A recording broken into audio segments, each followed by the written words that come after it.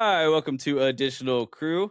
Nick and Adam here, and today we are joined by Gil from the movie A Halloween Feast. He's the writer, director, and plays Mark. We've got Lou, who plays Dr. Park and is the co-producer of the film. And we've got Lynn Pitts, who is the goth girl in the film. And they're here to answer some questions, which is always amazing. So thanks for joining us, guys. We really appreciate it. If you're watching this as part of the review, you already know what we think. And if not, check out the review after listening to this. These are great people. We have a whole review. We'll break it all down for you. So, Adam, I'm gonna let you get started on the first question here because I know that you loved this movie. So Did let's get started. and I was kind of saying it before, but I'll say it again. The dance of comedy and horror can be real corny, right? Like terrible. This was not. I was laughing the whole time. It was just such a great time of a movie. It felt like everything about it when you go into a movie like this, though, the whole time, and I think this is the verbiage you use, but like punching above its weight, like heavily punching above its weight. The actors were amazing. The cinematography was great with the scenes that they have, and so I was really impressed. So I went through, and of course I looked through all of your guys' past, and it seems like this is a bit of a departure from some of your older work, or you did an excellent job in this film, and it seemed like all of you were like genuinely enjoying the process, and that's something that you can really tell in a movie like this, that like everybody's on board and having a good time. And so I wanted to know right off rip, how's your experiences been in this genre, and is there anything that you plan on doing upcoming in this genre? And we'll start with Asia. Hi. So this was my Hi. very first horror comedy, and I absolutely loved it. This genre is what I want to work in forever. It's so much fun, and I already liked horror comedy, but I never really get cast in it. My usual look, not my natural, like this is like kind of like my fun get up that I do, but my natural look Mm. is more commercial kind of thing, so I get cast in more things. But yeah, I just really want to work on more and more horror comedies because they're so much fun. And as long as you're not taking yourself too seriously, it's going to become something Right. great. Lou, Excellent. what about you? Well, this is also my first horror comedy. As far as doing it or acting it out and why I think everybody kind of fit in and gelled, Gil, and I'm going to talk really good about my buddy Gil because I've known him for 20 something years and I love him like a brother. And he asked me to do this and I saw the script. I knew what was coming. But what he did was he pulled in a lot of people that he knows and that I knew too. Asia was not one of them. I got to meet Asia on set, and now I do have a new friend. So, but we all melded really, really well pretty instantly. So when you're acting and doing this script, obviously, Lynn, we did not know. But I think everybody just gelled. It never seemed to be weird for any of us. And that makes it easy when you're dealing with comedy that it's not supposed to be over the top. So what Gil's direction was just read the script, play the script, don't play the character, just read it because what was on paper was enough, as you can see, and that's what we did, and it seemed to work out. As a matter of fact, I was the one lucky enough to pick up Lynn Lowry at the airport, so I got to meet her first time and talk to her. I think it was a 45-minute ride just to bring her to where she was. And she was nothing like her character. And she kills me for saying this, but I went back and said to Gil, I'm not sure she's going to be able to pull this off. I mean, she's like the nicest person I ever met. She's sweet. Had you not checked out her filmography up to that point? I did, but I didn't go into it too She had deep. the. I knew a couple of stuff, but boy, the minute action came on, she was Angela. She was perfect. She scared me a few times. So Yeah, she was genuinely scary. How about you, Gil? Guys, first of all, thank you so much for having us. For me, it so makes me so happy to hear you saying how much you love the film, and it just makes me so happy. Well, this is my first film I directed. I'm mostly just an actor, and I just love to write. I've been writing, I have a lot of stuff. I have sci-fi, I have action films, all written. But I really wanted to make a film that had a strong reaction, and also I could make it cheaply, and that's a campy horror film. I can't make a sci-fi movie or an action film with a small budget. And I knew we didn't have a huge budget. We had very limited resources. And then again, and this is something I was telling Lou, like Lou said, I've known Lou for 20 years plus. I've always wanted to make a film with my friends. And a lot of people said, Mhm. but how do you know they're talented? Well, I've been seeing them act for years. Lou for 20 years, Asia I've known for about 7, I believe, or maybe 8 years now coming on. So these are people who I know are actors and are acting, and I'm seeing their work doing other things. So when I was crafting the screenplay, I mean, and again, the screenplay for Halloween Feast has been with me for about 15 years. It's Okay. changed a lot. I mean, it's not something that's been the same. But I feel like for the past maybe decade, I've been kind of shaping this screenplay. Like I knew that Lou D'Amato was going to play the doctor. Like I knew that Nika, another close friend of mine, she would play the fiance to the doctor. So I had a few people that are close to me that I knew they would be great in those characters. So when I was rewriting and getting the screenplay ready, I was imagining like Lou in those scenes. I was imagining these people. And Asia actually was my wife's idea. She came to me and she said, Asia should play Goth Girl. And I was like, yeah, I did not fight it. I was just like, you're right. So obviously organic chemistry then, You're right? correct. Yeah. She needs to play Goth Girl. So I feel like even the people that came into these characters later on, like Lou said, there was no conflict. I mean, it was everything just worked very well.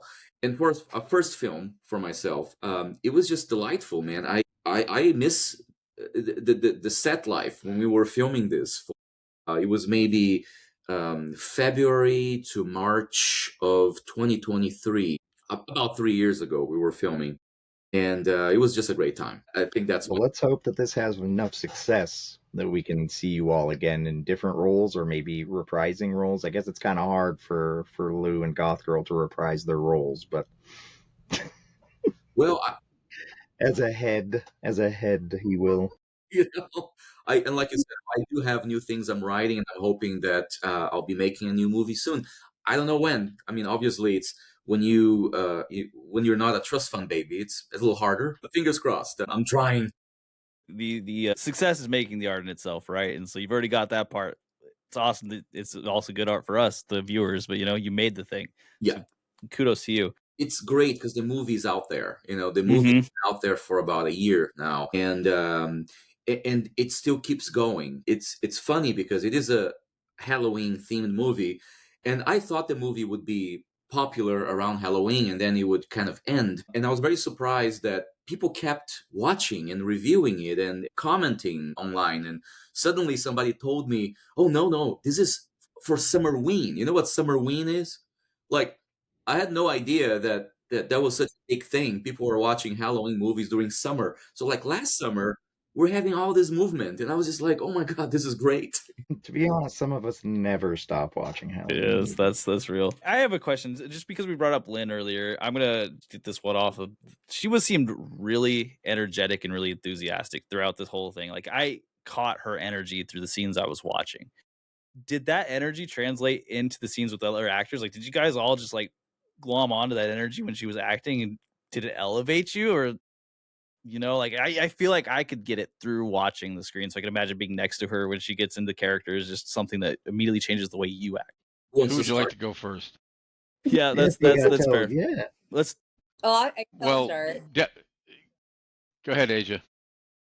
Well, the final feast scene was, I think, this is the only one that I got to work with Lynn, and I'm so sad because I just like working with her and learning from her in the scene. It was just such an amazing experience. And what happened to my body when Lynn started acting was I was genuinely scared of her. I was genuinely scared of her.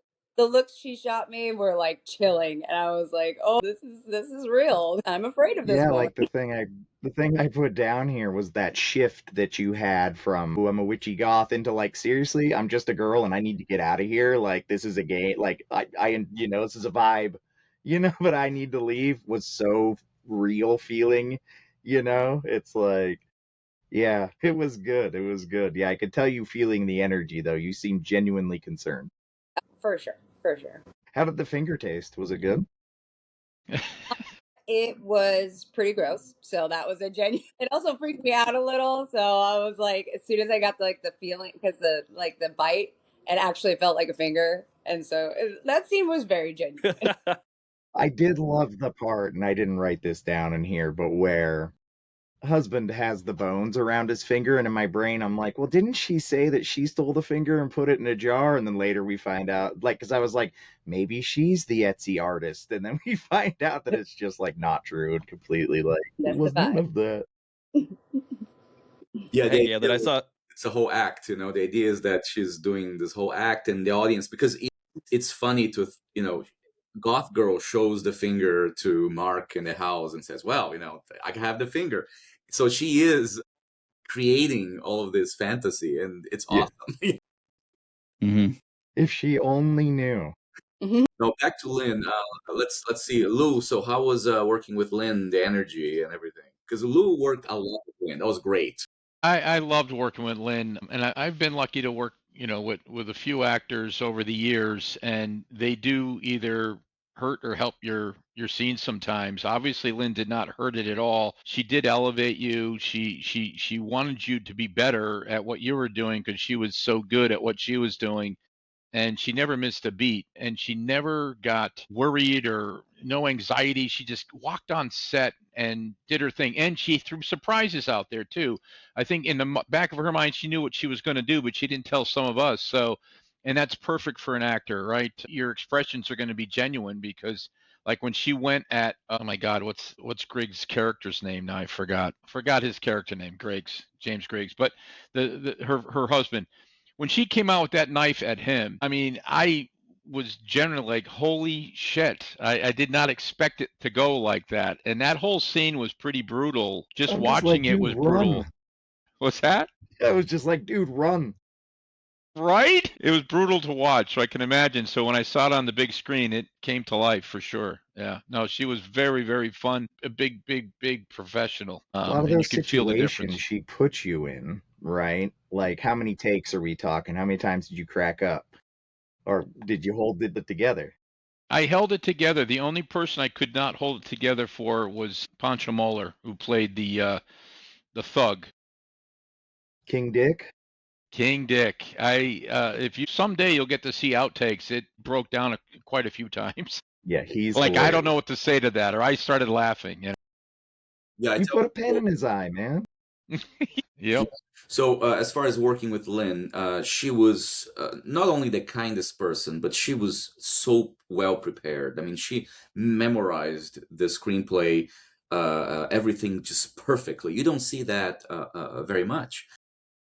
So I don't have a lot of scenes with her as an actor. I had some scenes at the end of the movie which were perfection, but I can talk about the point of view of a director, because I'm watching her act in the screen. We have the screen. I'm watching her act with everybody, and it was just incredible. I mean, she would have so much You go emotion, downstairs. and that's when early on I realized that I think I have a good movie. Because sure, I mean, I believed in my screenplay. I mean, sure, it's not nothing. I don't believe in perfection. We do the best we can. Obviously, I always say yes. There are a ton of shortcomings in this film, but she was so good, and everybody was good. I'm not putting anybody down. I'm just saying that when I saw her performance, and she is, the main killer, the I guess the one that moves the story forward. And when I was watching her act, that's when I had that moment in which I'm like, wow, I think this movie will go places. And yes, Yeah. so Well, I'm a B horror head myself. Behind me is just walls and walls of horror videos on VHS. And so her acting, people like me, were very conscious of her old roles in the movies that she was in and stuff. So it was very exciting to see her in this role. All of you definitely held yourselves. The whole cast was great, but it's kind of like, Michael Jordan. She's awesome. She's just awesome. It was cool to see her in another movie. Mm-hmm. For sure. Asia, I'm gonna hit you with this one. They took a lot of care curating your look, right? Like they wanted you to look a very specific way. It was intense. How long did it take them to get you up like that, especially with the contacts and everything in? And like, was that comfortable? Because that looked like real snug, like they tied you up. Well, I'm a bit of a cosplayer, so I'm kind of used to it. And I didn't have too much of an issue with the contacts, but my eyes get dry easily, so I just had to keep putting in some drops. But as far as the costuming goes, it was all my own costumes that I use for a lot of Nice. different events. Like Ren Fair, I have, my witch costume, which a lot of pieces for Goth Girl came from my cosplaying as a witch. And I was kind of working into that here, like with the occult and witchcraft and stuff. Is that something that you like to cosplay or something that you have background with? Because it seemed Oh, like you yeah. were very comfortable with that. Absolutely. I have I have a bipolar, well, a DID, dissociative identity disorder character in Wasteland, which is a post-apocalyptic event, and my night character is Lilith. So a lot of costuming came from my night character Lilith, who is a sex demon. And So where do I find this? it's in California. It's every September. So it's a post-apocalyptic kind of Okay, Max theme that event. sounds awesome. Yeah, and it's all role So like play. okay, yeah, I know exactly what you're talking about now. Yeah, Yeah. It's like a yeah. Ren Fair, but it's more like, I don't want to say Fallout because that's super popular now, but that idea. Fallout as well, yeah. And then yeah, as far as the occult, I love a good seance. I don't do palm readings or astrology readings or tarot card readings myself, but I participate all the time in them. That's awesome. Real quick too, the coffin actually did look comfy, like super comfy. Was that Yeah. true? Was it really Oh my God, comfy? it was so comfy. I'm slightly claustrophobic. Like if I get trapped in an elevator, I'm, gonna have a panic attack kind of thing. But Yeah, surprisingly, I when was I laid in the coffin, genuinely worried for you when they put the lid on because I was like, I'd be freaking out. I was too, but it kind of like not only, made clear that I have a new kink, but also that I might want to sleep in a coffin. It was super comfortable and like the sensory experience of being in complete darkness was kind of cool. I liked it. So maybe Yeah, I'll get a coffin of my own in the future to sleep in. you should. That would be awesome. By the way, Lou, since we're talking about kinks here now, I noticed you in a lot of leather, being ridden like a horse, a little bit of stomping, tying up. Is that something that you're into? Were those your outfits from home, or is this maybe something that's opened a door for you? Well, I don't know if they're my outfits from home, but I do keep them handy. So just in case Yeah, that's my guy. I was going to come on with the mask, but then you wouldn't be able to see me. So It was Wonderful. great. It was great. So for you, that was a departure from your everyday acting and character like that. That was the absolutely, and BDSM scene was new to you. that's what gave Gil so much fun writing that character because he could not wait to see me in that getup and being whipped and scolded and all that fun so stuff. So happy. Yeah, yeah, I that's knew he awesome. was. He was running around like this as he's watching it. Oh, that's so good. So Gil, I'd good. ask you about the kink of your character, but I don't want to get into that. So we'll Well, just pass. just a And little thing about the coffin. My wife actually built the coffin. No way. That's really, so cool. Yeah, she's a woodworker, a welder, and so she builds things. And she actually built the coffin before the movie, way before the movie. It was for an art project. So we had a coffin when I was, we I had love how you keep saying you just had all of these things. we had a coffin. But the scenes with Lou in BDSM, Lou was very afraid, and I was just trying to calm him down.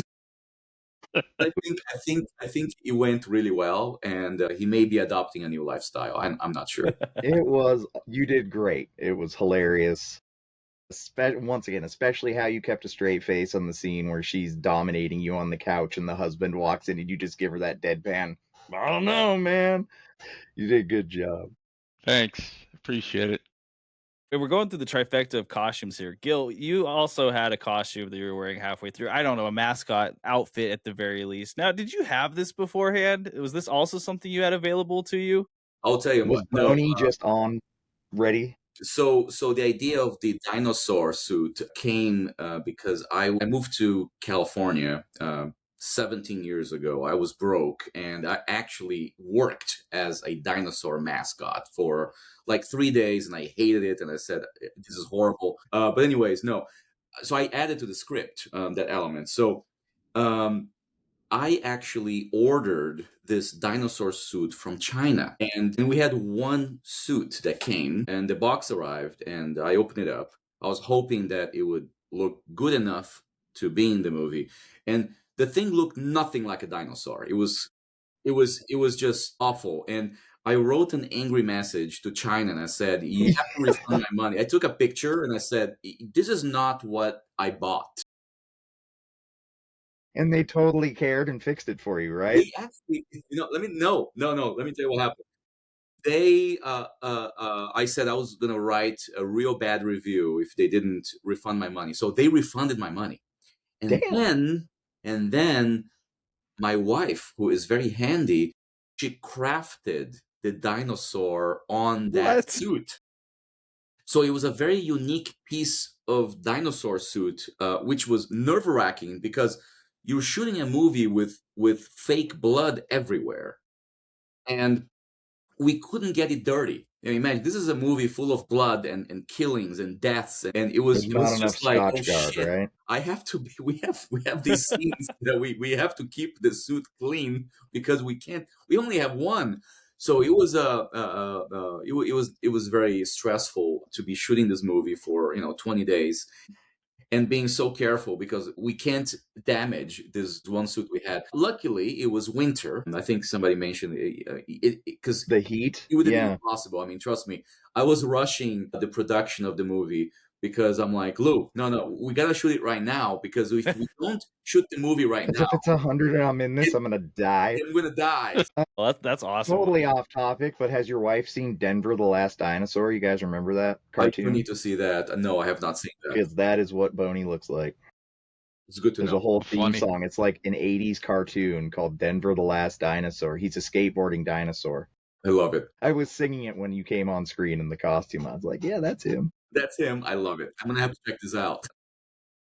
Well, I was gonna ask if there's any castmates you'd like to work with again, but it seems like you guys all genuinely like each other. When you watch a movie and people genuinely like each other, and there's an energy that comes along with the film of people genuinely having a good time when they do it. And we've kind of been through the slog of, lower funded films, and in a lot of them people seem miserable to even be there, right? And like it makes us feel miserable watching it because we're like, I'm sorry this sucks for you, now it sucks for me too. You guys seemed like you were just having the best time even with all the ridiculous stuff that was going on. That's hard to balance. Obviously it's refreshing and fun, and I think that's what makes a truly good horror film that's rewatchable and people will like. So when we were kind of talking about releases earlier, you should at least do like a small run of VHS. Mm-hmm. If you need some help, I got all the blanks and duplication stuff in the world. We'll make it happen. There you go. Cool. And like I mentioned before, briefly to you before we were recording, that we're going to have a Blu-ray release. Yeah, sick. The pre-sales start March 3rd. But here's the deal. I'm excited for that, but I'm excited especially because there is outtakes. And the outtakes, it's okay. So Pancho Moller, who plays Cujo, he's the only actor in the film who didn't follow the script. He improvised everything. And No way. Is Awesome. that why you shot him in the dick? well, let me tell you something. Well, that was awesome. But anyways, he's the only actor I let improvise so much because his improvisation was so good. It was far better than anything I had written. So I just had to let him go wild. Just let him go. But it was so wild that a lot of that stuff didn't make it into the movie. Luckily, our editor, Ryan Kelly, fantastic guy, he made a compilation of the outtakes, Cujo scenes. And I dare say that those scenes may be funnier than the whole movie. And That's we're definitely genuinely gonna have to exciting. check out the Yeah. 4K for sure. Hey, Gil, did Ryan bleep out, or did he keep everything he said? All there. It's all there. There is Lou seems to know something. Pretty everything good, is huh? there. Trust me. He got so bad. I just looked at him and I just stared at and I just said, I got nothing. I got nothing. And usually I'm pretty good at that, but he's a stand-up comedian, so he's got good comebacks. Oh, that's Yeah. wonderful. We missed it when you Although were I talking did about the get suit, him but I want to once. say it, Gil, just because I am now aware because I looked at your IMDb and you're like holding some big machine gun thing. You are absolutely jacked, sir. Congratulations. Well, yeah. I used to be an amateur bodybuilder. Let's put it this way. Ooh, Uh, I could tell, yeah. You still had that Rambo look going on, you still know? work out, but now that I'm in my 40s, things start changing. So now I'm settled. Me and my doctor know this. Yeah. Yeah, now I'm trying to maintenance workouts. Just keeping it. Keep. So let me ask you a question, Asia. It's one that I want to throw. There are a few pretty iconic goth girl roles, especially in horror and cult cinema. Do you use any inspiration from another role? And if yes, do you mind sharing whom you might have looked towards? Yeah, so there's a couple. So it's pretty obvious that there's a lot of Wednesday Addams influence with my girl character. When Goth Girl is being normal Goth Girl, I did a lot of like influences from April Ludgate from Parks and Recreation, Aubrey Plaza's character, with that deadpan kind of like dry, but there's a little bit of like Oh, we personality love that, behind her, yeah. and she's a little bit funny at the same time. And then during the ritual scene Can with I ask what Stuart, Wednesday Addams, real quick? Who's your Wednesday Addams? I'm sorry, Who's your Wednesday Addams? Because there was which, different generations of them. Like mine's Christina Ricci, right? yeah, yeah. I think that's mine too. Like That's yours too. Yeah, I do love the newer Wednesday Addams, but Christina Ricci is my favorite for sure. yeah, me too. Yeah, And I then could tell. Yeah, it was great. for the ritual with the coffin, I wanted to make it like she was trying to put on a show for Stuart. And she thought to herself, as this fake goth girl, ooh, what characters are men attracted to in the goth world? And so I kind of leaned in towards The Bride of Chucky with the vocal, like a little bit of a high baby voice, and then added in Yeah. the staccato movements of like moving the eyes first and then the body to make Stuart feel uncomfortable, which is very Wednesday Addams, Christina Ricci, and that kind of things. Yeah. And then, yeah, that's, So a little Jennifer Tilly in there then. yeah, Jennifer Tilly, I love her. I had such a girl crush on that woman. You had a bit of Elvira going on too, though. A little bit, yeah, to kind of like make her a little bit more sexy as well. Yeah, sure. Seductive. Awesome, all great roles. You got anything else there, Nick? I just lost my place. You know. Yeah, how okay. I am. I'll ask a question about the props, right? And this is a really specific question, so Yeah, that's I'm not exactly sure. where I was. Perfect. Yeah. Does anyone actually know what was on the VHS tape that you guys were using? This is wildly specific, but we love VHS tapes here. I don't think we do. Gosh, yeah, that VHS tape. I think it was. I have a lot of friends who, for example, in a lot of the places, locations that we used were friends of mine, were free locations. We only paid for two locations: the main house, Longhouse, which is we were there for 12 days. We had a lot of scenes, so we Wow. paid because I would never come to a friend of mine and say, I'm going to use your house for a week or more. I mean, never. So yeah, but for like 2 days, 3 days, we have friends. I honestly think that my friend Tom Brace, who owned the house that was the hospital patio, it was Rose's house where the confrontation between the doctor and the fiance happens, and also the pool in the back. There's a pool where Angela comes in and kills with the corkscrew the lady. This is all the same house. I honestly think I just asked Tom, "Do you have a VHS tape laying around?" He's like, "Yeah, here." I mean, it was probably something like that. So the VHS recorder you guys were using for that Mhm. was Lou's and or Dr. Parks in that's the exact same one I have. Oh my So when God. you opened up the case, I was like, Dude, I found that at one of those shops that sell like what do you call those pawn shops? yeah. I just went in and was just like, I need to find a VHS recorder. And That's where trash ends up. it didn't work. Or in my house. Yeah. Not only didn't work, it wouldn't open. So I had to use a screwdriver to open the thing to put the tape in, and somehow we just made it work for the shot. But it was all, I guess, in post production we added the green light going on because it was not working. I love that. Going on with like kind of the practical effects and things like this, and this is kind of a question. Obviously, you guys used a lot of what I really enjoyed, the practical effects in this movie. They were just the right amount of fake to not like make me sick, but like also just the right amount of funny and serious to like it didn't take you out of the movie, right? Like decapitated heads usually in a movie, a serious movie is a downer. But in this movie it was funny, right? First, the head's under the table, you and the husband are just chilling out under the table with your heads above it. Is that the magic? They didn't actually decapitate you? Well, they were going to, but I talked him out of it for sure. And so also the scenes with the massive amounts of pumping blood. Like, so when you get stabbed, it is a ridiculous amount, and then she stands over your corpse and just it becomes absolutely outrageous at that point. Like we're already like, wow, this is way overdoing it, and then that happens. So doing like an effect like that, Gil, was that obviously intentional, but like did you know how far you were pushing it with that? Were you guys all cracking up? I'll tell you something. I wanted to use more blood, and my special effects person, Always follow your first instinct. she held me back, and she held me back for one of the reasons why. I mean, we used a lot of blood. Trust me, a lot of blood. But I bought gallons of blood. I had like gallons and gallons of blood. But we realized that we have to clean it for each take. And imagine you do a scene and then people with mops come in, and then you have to hope they'll clean it fast enough. But anyways, we had a rig in Lou's shirt. We had our artist Ali Shihorn, fantastic.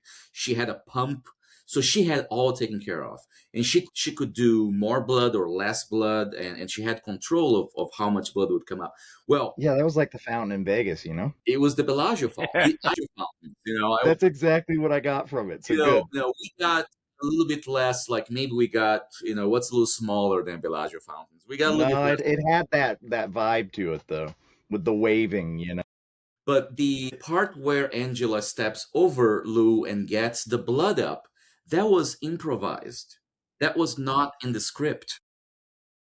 It was a dark moment. That scene was supposed to end when blood is squirting up from his wound. He gets shot, and Angela is dancing, and then she gets upset because the blood stops squirting, and the scene ends. And I had this idea, outrageous idea, and I just had to ask Lynn, how I'm going to ask Lynn Lowry, would you do this? Big ask, yeah.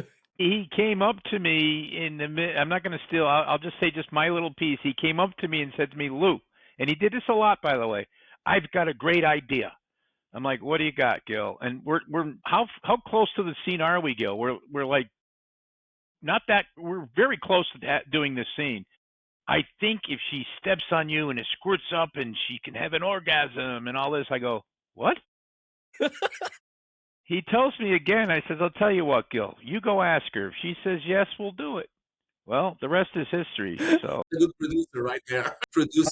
Yeah, that's great. In all honesty, it was one of the more like jaw-dropping. I think I audibly said, what the fuck, when it happened. I was just like, what the fuck is going on? Honestly. Which is exactly what you want. Yes. Yeah. I came to Lynn and I explained to her, and she's like, okay. It was just like that. And so, Angie, too, you got to be around. Obviously, you had to put the, practical effects into your mouth and pretend like you were eating a finger when you were very brave, because I think your character assumed it was a Vienna sausage or something. Who knows? Yeah. Looked very fingery to me, but I don't know what you were thinking. So how was that experience for you? And then when you get banged, it seems like maybe we used some digital and practical effects with that for you? All practical, my friend. All practical. Really? Yeah. Awesome. That was crisp. Specifically that scene we had built ahead. A company we work with called Funko Studios, they were very good at designing things like that. They built ahead with an air gun inside of it. So what you see there is we had a couple cameras and we didn't know what the heck was going to go down. We had cameras wrapped in plastic because we didn't know the level of explosion. And we have that. Lynn lifts the gun, she points, and we're just like, I don't know what's going to happen. I hope it goes well. And the head explodes. And that is as real as you see on screen is what we saw there. That was an excellent practical effect. Yeah. My goodness. Yeah. Yeah. We have almost zero CGI, and the only CGI we have is just to enhance something. I'll give you an example. When Lou, the doctor, gets shot, the idea, it's a squib. A squib is a little device that explodes, and you have the blood effect. So my idea was I'm going to have a squib in the front of his chest and one in the back of his chest because I want them to go out simultaneously. So it explodes front and back, like epic. Well, it turns out that this is a low budget film and we don't have, you never have enough time. And we realized that, okay, we only have time to put the front squib. We don't have time to put a back squib. So when you watch the scene, what you see in front is real. The splatter on the wall behind is CGI. But would never have known. You never have known. But the reason is because we ran out of time. That's it. That's the way it goes. Asia, tell me more about the practical effects that you were around, though. I want to hear how you were feeling about this. One, were all of those candles, were those electric, or did you guys actually have to light all those? I think they were electric, right, Gil? Electric. Yeah, they were. Yeah, they're electric. Yeah. I was worried about fires for you. I really wanted to get my head exploded, and whatever slight brain damage, that's fine. But no, they didn't let me. So, but I got to be there for the practical effect, which was so funny because it was like we could hear a pin drop, and then they called action, and then we were waiting for the explosion to happen, and then Gil, in character, I don't know if it was improvised or if it was in the script, I don't remember. After my head explodes, he goes, "Whoa." And I found it so hilarious that I almost peed my pants holding in my laughter. I was like, "Oh my God." And then right after we all cut, everybody just burst out in laughter. And it was so much fun to be there and watch it happen. See, that's what I was saying about these kind of things. Like, how'd you guys hold it together with the insanity that was going on, especially with a low budget film? You just got to hold it in, right? You can't. You just got to be strong. You got to tight. I tell people, actors, and I use it myself. When you want to laugh, because all the time you want to laugh, you have to tighten your abs. Like that's the technique. I'm doing it. Tighten your abs, and you really it's the power of your non-laughing muscles. So it's a whole technique. Cause yourself discomfort. But sometimes it doesn't. I definitely peed a little. So it doesn't always work. Did the blood? I imagine the blood actually sprayed when you bit into the finger. I feel like even if you knew it was going to happen, you'd twitch a little bit. Like it must have been terrifying. Oh yeah. We had so many awesome props. I found this great artist in Florida who built these things for us. I asked specifically what I wanted, and he built these body parts, and it's really fantastic. I'm going to pick up something. So I'm a huge fan of like Savini, Tom Savini, and his work with practical effects. So much so that here it is. I've checked out. Yeah, Grandma comes in and eats that slop out of that thing. Disgusting. So this is the only prop I intend on keeping. I have a few things from the movie, obviously, but this is the one prop I'll never let go because I love this so much. And it's the foot in the grinder. It's beautiful, as you can see, and it's super realistic. It's amazing, and especially because it's a very important scene where Mary, who played Grandma, she has this very epic entrance into the kitchen scene with the body parts, and she grinds a little bit of foot into her plate, and it's very important to me. What came out of the grinder there? Because it was extremely unpleasant. Oh, there you go. What? It was just foot? What's that? I said what actually came out of the grinder there when she did it onto her plate because it was very unpleasant. It was real meat. We Yeah. what we did is we put real meat, cow meat, maybe pork, I don't remember, but we used real meat under the foot. So when she moved, Yeah, uh, it felt authentic. it came off. So it was very authentic because it was real. So in the lore, whose foot is that supposed to be? Is that Lou's foot? That's debatable. Could be. Yeah. It's like a Well, he asked Cinderella me. thing now. I have to take the prosthetic and hold it up against all the actor's feet just We'll to have see. He asked me. He said he had another good idea, and he said, "Do you mind if we just take your foot and grind it?" And I said, Gil, I love you, man, but I can't go that far. You're like yeah, no, not today. acting, That's right? hilarious. I mean, Method acting, Lou. Get on board, brother. Okay, so this has been a lot of fun. I'm reaching out our time limit here, so I'm gonna Oh my say goodness. I We've know it almost happens done an quick. It was hour. awesome talking to you guys. I have one quick last I'll question do for this for myself. another couple hours if you guys want. I know that like this is what you want to be doing, right? Talking. The wine I'm label, kidding. Prodigal I'm kidding. Feast. We'll let you go. Did you already have the wine label made? Like, was this made for the script, or was it just No. this one particular prop? the original title of this movie was A Prodigal Feast. Since the very beginning, for 15 years, since the beginning of the creation, it was A Prodigal Feast. And what happened was we filmed the movie with A Prodigal Feast. We made the labels for the bottles as kind of something fun, where it's like an Easter egg. I wanted the audience to just be like, if they pay attention, there's a lot of things in the movie that if you pay attention, you find little things. And this is one of the things that you find, like the label is A Prodigal Feast, which then filming was the title of the movie. Well, we got a distributor, Breaking Glass Pictures, who acquired the movie for worldwide rights, and which we're very thankful for. And one day he called me up and he said, Gil, the owner of the company, called me and said, what if we change the title, because a lot of people don't know what the word prodigal means. Maybe people will be confused because prodigal is a difficult word, and also he gives away a certain twist in the movie, the prodigal son thing. Okay, Sure. and Yeah. to his credit, he said, if you don't want to change the title, we'll keep A Prodigal Feast. And I'm like, okay. So, we spent a couple weeks, Lou and I, talking about titles. And at one point, Rich, the owner, said, how about A Bloody Feast?